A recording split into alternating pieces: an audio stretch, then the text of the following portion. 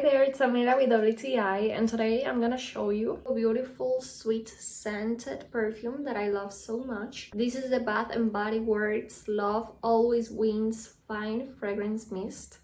I love this fragrance because it's like a mix of golden starfruit, coconut water, and cedarwood, and it literally smells like that because it's sweet, and at the same time it's like a scent that you don't get tired of smelling every single day, and I love that. It's long lasting, that's why I like to apply just a little bit of the perfume on my neck, and also it comes in a beautiful bottle.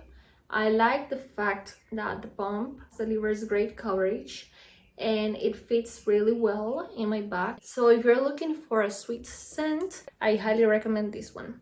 This is the Bath & Body Works Love Always Wins Fine Fragrance Mist. It smells really good. I highly recommend it, and that's my point of view.